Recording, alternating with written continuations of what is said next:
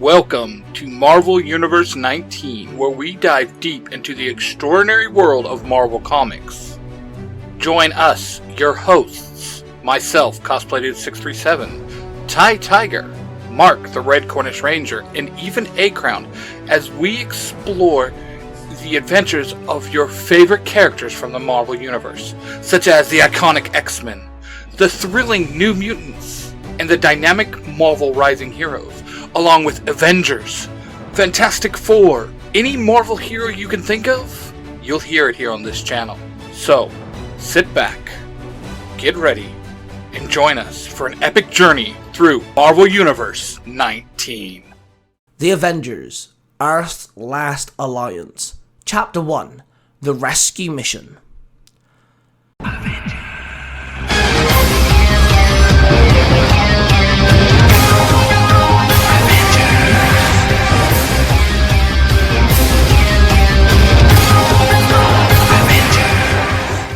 The Quinjet hovered over the snow-covered Russian forest.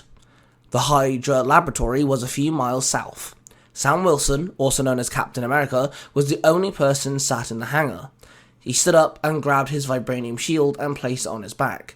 When the hangar door opened, Sam strapped up his goggles over his face, then he ran, jumped out of the Quinjet, and fell down through the air. The cold breeze stung his face when suddenly his metallic wings popped open and Captain America took flight. He flew towards the Hydra laboratory. The building was an old castle, surrounded by a rather large brick wall and covered in Hydra soldiers. The east corner and the west corner of the wall had two pillars, with snipers nested inside with rather large sniper rifles. Captain America flew towards the east corner and entered the room. As he landed in the room, his wings folded back in as he rolled across the ground and glass rained across the floor. He grabbed his shield and threw it at the sniper. The impact of the shield knocked the Hydra soldier into the wall. The door swung open and a guard ran in and aimed his rifle. The shield bounced off the wall and Captain America caught it just in time to cover his face with it and covering himself from the incoming rifle fire. Captain America ran forward as the bullets bounced off his shield.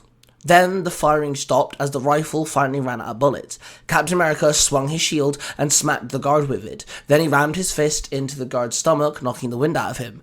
Then he spun around and once again slammed his shield against the man's head, knocking the guard out. Then the sniper stood up slowly.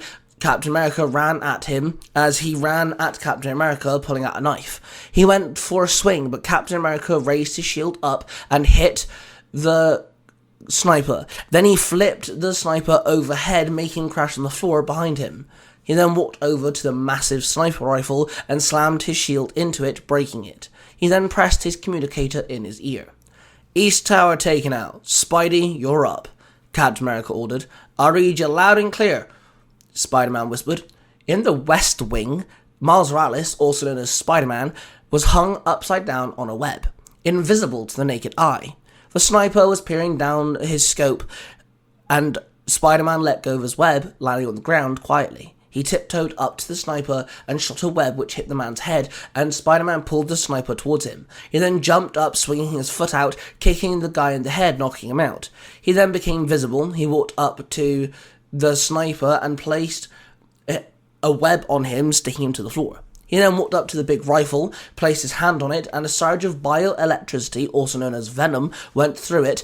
Then the big sniper rifle started sparking and smoking, rendering it useless. Spider-Man then jumped out of the window and shot a web and swung up to the east wing, landing on the window ledge. "Sniper down, boss. Now what?" Spider-Man asked. "Now the radio tower, which is on top of the hill due west, which is Riri's job," Captain America replied. "Riri, you're up. Get that radio tower out of commission," Captain America said into his comms. "I'm on it, boss man. No sweat," Riri replied. Riri Williams, also known as Ironheart, flew through the air in her Iron Man-like suit. She flew over the radio tower. She landed on the ground and aimed her wrist. The wrist part of the suit opened up and a small rocket extended out, and Ironheart took aim. The rocket fired off and hit the tower. The tower exploded and collapsed. Ironheart chuckled as she took flight once again. She flew down to the laboratory, landing on the wall as Spider-Man and Captain America walked up to her. Her faceplate retracted, revealing her face. "What's up, boys?" she said with a grin. "In about 30 seconds, every single soldier in that castle is going to be out here fighting to protect their hostage," Captain America stated. "Let me guess, you're going to call in the big guns," Spider-Man assumed. Captain America nodded. "Jane, you're up." "Give him hell," Captain America said into his comms. A nice, chilled blue sky suddenly was filled with black, thunderous clouds, and a blast of lightning hit the ground, and from the aftermath stood Jane Foster, also known as Thor. She gripped onto Mjolnir and started spinning it in rapid motion. Then she threw it at the front gate. Mjolnir ripped through the front gate and rammed into the castle, causing a gigantic hole. Thor held out her hand and Mjolnir floated up and flew back to Thor. She caught it, and then all the Hydra soldiers started climbing out of the big hole that was made and ran into the snow. Guns started firing at Thor. "Ironheart, help Thor out, whilst me and Spider-Man find our target," Captain America ordered. "On it," Ironheart nodded. Her faceplate shifted back over her face, and then she took flight and headed down to the field of snow. She landed and aimed her repulsors and fired her repulsor beams at 2 of the incoming soldiers. Thor jumped up and landed on the ground. She slammed Mjolnir on the ground, and a surge of lightning rippled through the snow, electrocuting a few of the soldiers. Spider-Man and Captain America jumped through the big hole that Mjolnir made and ran through the corridors, taking out any rogue soldiers running around. They ran further down, deeper into the castle, until they found a rather large metal door. Spider-Man shot a couple webs, and with a big hard yank, the doors were pulled open. They ran into the room and was met with a young man strapped to a metal bed, and 3 scientists stood there in shock. "Put the syringe down," Captain America ordered. One of the scientists picked up a rather large knife, but Spider-Man shot a web, sticking the scientist's hand to a metal desk. "You cannot take him. He is ours," the scientist barked. "He is not your property. He's a goddamn human being," Captain America roared. Spider-Man looked at the unconscious man laying on the bed. He checked the computer screen that sat next to him. "Yeah, they pumped him with enough tranquilizer to knock out the Hulk," Spider-Man told Captain America. "I'll carry him," Captain America sighed. He placed his shield on his back, then he unplugged the wires and picked up the unconscious man. "Come on, let's get out of here," Spider-Man said. Spider-Man led Captain America back the way they came, and they climbed out of the castle. Spider-Man jumped up and shot a web, pulling himself into the air, and then he shot a web and pulled a soldier into the air with him and punched him in the face, smacking him back into the snow. "Jarvis, bring the Quinjet," Captain America said into his comms. "On the way, sir," the AI said. Then the Quinjet came flying down. Thor spun Mjolnir in front of her, creating a twister, blasting several soldiers away. Ironheart blasted 2 more soldiers down, then her shoulder pads opened up and sent out a rocket barrage which blanketed the snowfield in explosives. The Quinjet landed and the hangar doors opened. Captain America carried the unconscious individual onto the Quinjet. Spider-Man webbed down a soldier, then web-zipped onto the Quinjet as well. Thor and Ironheart climbed onto the Quinjet as it slowly started taking off. "Jarvis, get us out of here, now," Captain America ordered. "Right away, sir." Jarvis replied. Then the autopiloted Quinjet lifted off and flew away, leaving the snowy forest and the Hydra laboratory behind.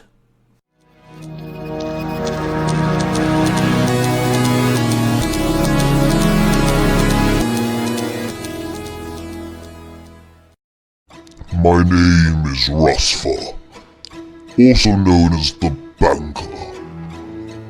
My name is feared by many universes. And now, I'm currently working on destroying Universe 19. No Ultra Rangers, Power Rangers Cyberforce, Skyforce, hell, even those Kamen Riders, and those pesky Beetle Troopers. Nothing can get in my way. If you want to hear me destroying Power Rangers Universe 19, well, you can listen on the podcast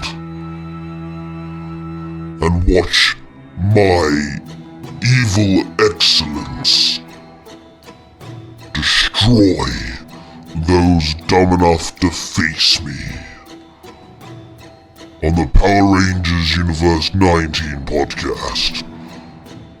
Come listen dare.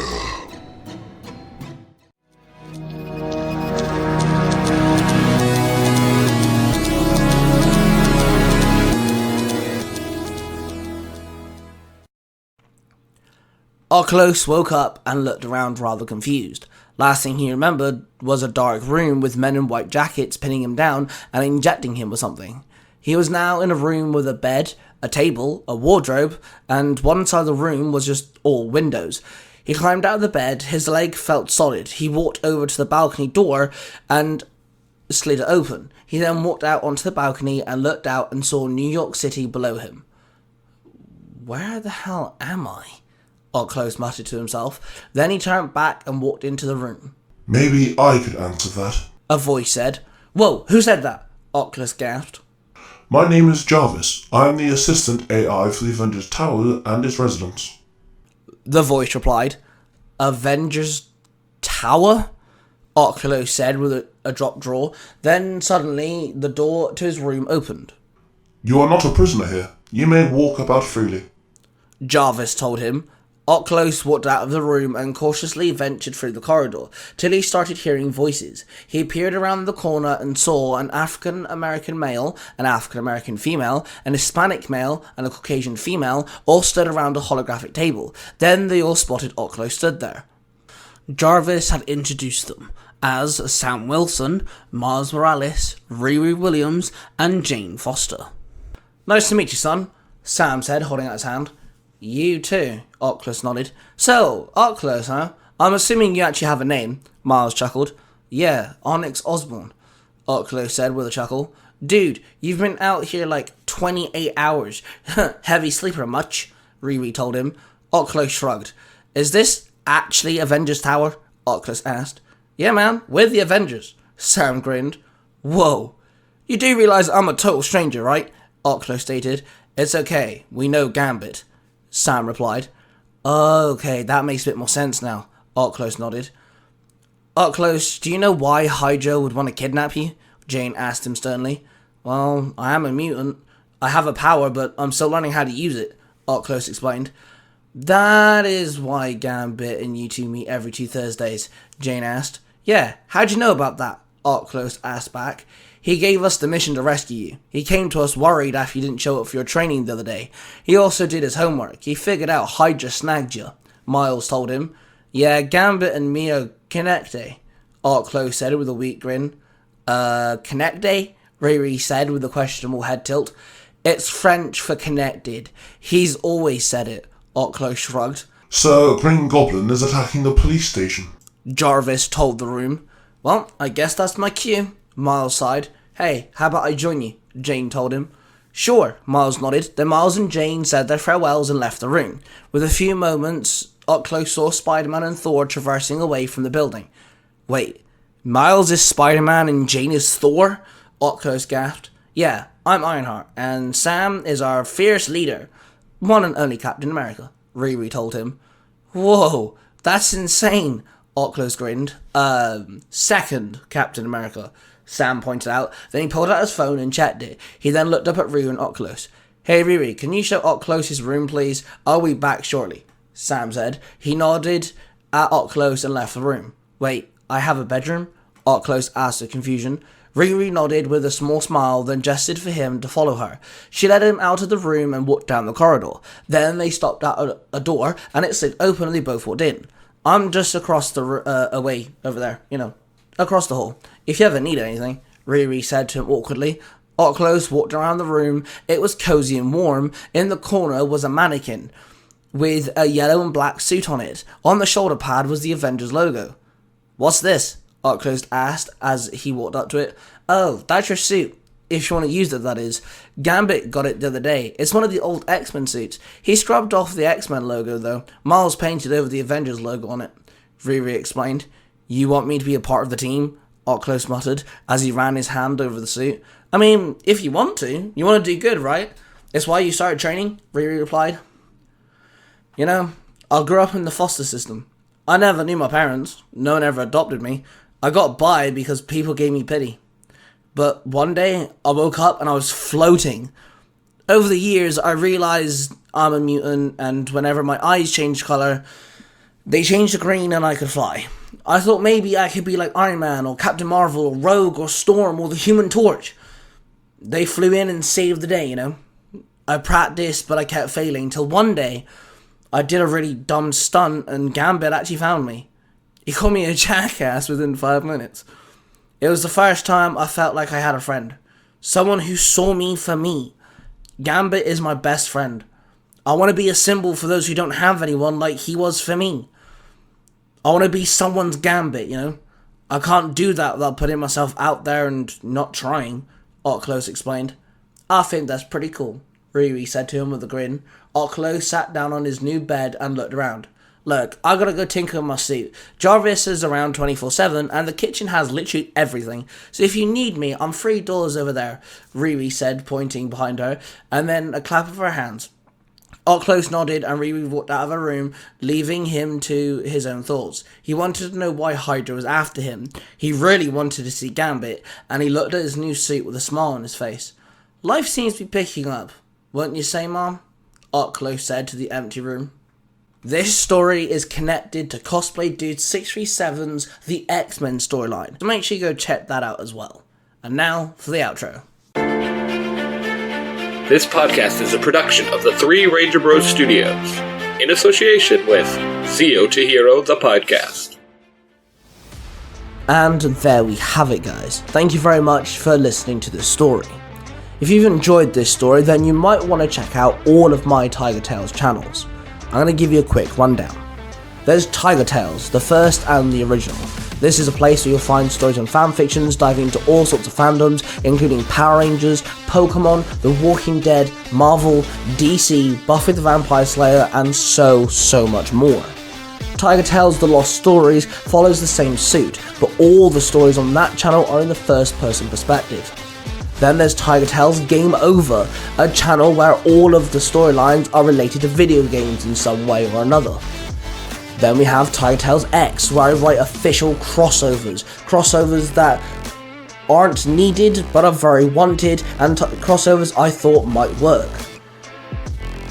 Then, of course, we have Tiger Tales Mysterious Origins. This is the YouTube channel dedicated to my own original stories. All the stories on this channel are original and my own, and it also answers questions on certain characters throughout my stories like William Cranston, Mr. Pocket, and Ace from the Color Matrix. If you've enjoyed these storylines, then please make sure you check out the following podcasts. Storytime with Cosplay Dude 637, Power Rangers Universe 19, Sailor Moon E, and The Order. And make sure you check out 2 YouTube channels, Nostalgia Time and the One Piece audio drama. They are all written and read to you and edited by Cosplay Dude 637, my Parabatai and best friend. Then make sure you check out the podcast Nerds Through Comics, which is directed by Mark, the Red Corner Ranger. This is where he adapts comic books into audio dramas and also uploads his own original Power Ranger storylines. We are the Three Ranger Bros Studios, a collaborative project, and we are all voice actors and helpers of each other's stuff, so make sure you go check us out. We're in association with the Zio to Hero podcast, so a huge shout out to Billy and Jim, the co-hosts, and of course the podcast and the community that they lead.